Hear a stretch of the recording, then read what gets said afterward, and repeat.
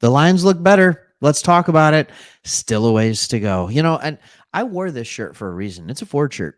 And I'm going to explain that later in this video. You're just going to have to hold on for a second. But this team, and I want to talk exactly about this title, they looked better. This Detroit Lions team looked better. I think there were a lot of things that were very, very encouraging, but there's also areas where they proved they still have a ways to go. So let's talk about that in this video. And as you know me, I'm Mr. Positivity. Okay, sometimes, but I like to talk about the good things first.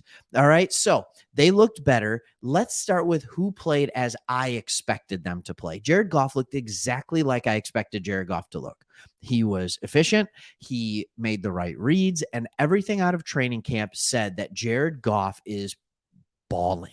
Like, he's balling out. He is playing good football. So I expected him to come into this preseason game, drive the team down the field, score a touchdown, and get off. I know it was a high expectation, but he absolutely lived up to that expectation. He was perfect. He would have been 4 for 4 if not for the drop pass from Jamal Williams. And he made the right reads, threw the ball down the field, checked down when he had to. But you can tell there is a difference with Goff. Last year at this time, he was looking check down first. This year, he was looking downfield first. In fact, the check down that he did throw that was dropped, it was like after 4 or 5 seconds. I mean, it was a long look down the field before he went to the check down. Next person that looked as expected was St. Brown. Created openings in one drive, got 2 catches. Like, St. Brown was St. Brown. He is that awesome slot ninja that was doing really, really well. Deandre Swift looked as expected. We've been talking about this guy and how he's been working out like crazy, that he's looking jacked, he's looking good, and he showed it in the first one. In his first 2 runs, he got tackled when he got touched, which is something that happened to him a lot last year. But then he showed his vision and his quickness and his ability to make people miss in space on that 9-yard touchdown run. That was a lot of fun to see. And then the last person that I would say did what I expected them to do was Hutchinson. I think Hutch was watching that Hall of Fame game between the Jags and the Raiders when Walker kind of stole the show. Like, he played really, really well. And the thought and the slight on him being the number 1 pick is that he wasn't pro ready. He had a pro body and an athletic profile, but he wasn't pro ready. And then he came out and did that. And Hutch was like, oh, I got to do something too. He drew a holding penalty, had a tackle for loss where he basically just told the offensive tackle, get out of here. The offensive tackle had his head down, was lunging, and Hutch was like, get out of here. Right. It was fantastic to see. And then made the play on the running back. He was in the backfield that first drive often, even if he got tired toward the back end of it. So Hutch is exactly what I expected. Now, how about the standouts? How about the people that were so much better than we thought? Devin Funchess. Wow. I talked about this in another video. Devin Funchess played well. He was a matchup nightmare, which is exactly what you would hope he would be. What I would like to see from him now is, can he block? We can't just use him as a wide receiver. We have to use him as a tight end. So I think he would be an awesome kind of guy to have on the roster, just in case TJ Hockenson can't stay healthy. He still is a really good pass catching threat from the tight end position. Another guy that was a standout, not because of how he played, and he did play pretty well, but Malcolm Rodriguez, he started the game. He runs out there, and I remember he gets the opening tackle on the kickoff. And I'm like, dude's not running for the sidelines, and he's starting, which is why we now know depth charts mean nothing in the preseason. He was listed as the 7th inside linebacker, and he started the game. Another standout to me was Craig Reynolds. He just proved that, like, as the 3rd running back and playing in there with the 2nd unit, he was just better than everyone in the game. He was a man amongst boys. Okay, now, we've talked about the good stuff. We're about halfway through this video. Now let's talk about why we still have a ways to go. And I think you're going to want to stay here. And this is where I'm going to show you why I wore this Ford t-shirt in just a couple minutes. The defense has a ways to go. The interior defensive line was awful. And I understand, I don't think Aleem McNeil saw any time in this game. Levi Onwuzurike didn't see time in this game. So you knew it would be a struggle. It was a struggle, but the defense as a whole just couldn't contain 2 not great quarterbacks.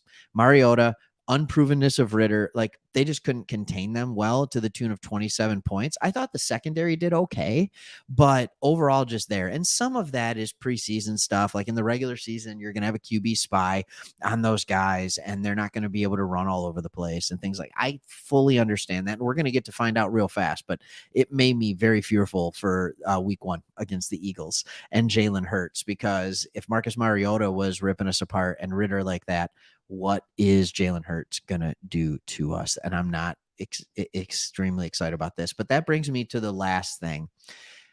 We still found a way to lose. And I understand it's preseason. Wins and losses don't matter, but it's a rebuilding team. I think it kind of does. Like the way in which Dan Campbell called the plays, the way, not called the plays, used his timeouts and situationally played football. He was playing to flat out win.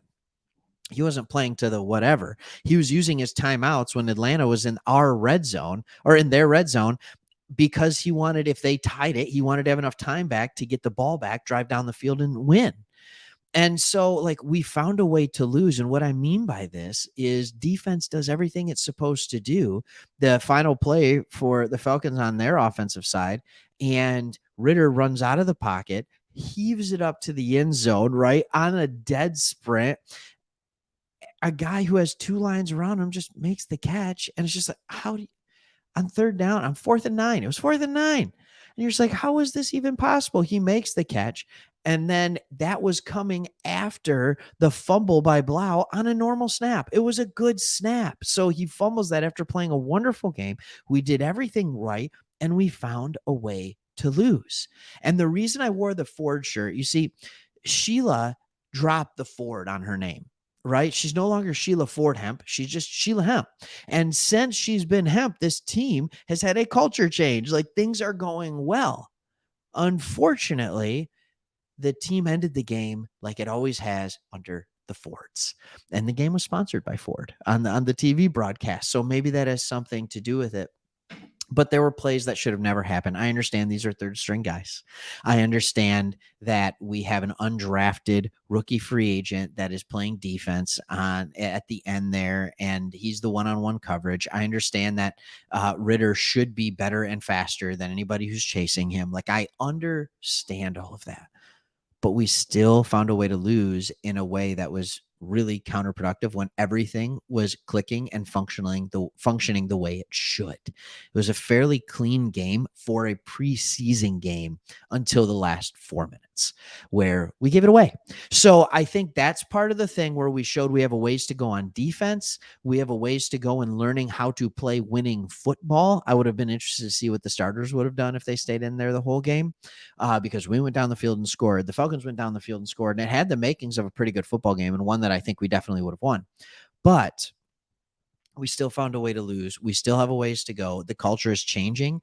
But the thing is, you can have great culture change. You can have Aiden Hutchinson singing Billie Jean and the team having a blast and Dan Campbell doing his thing and the coaches arguing, Aaron Glenn, and Deuce Staley getting in fights and all this kind of stuff.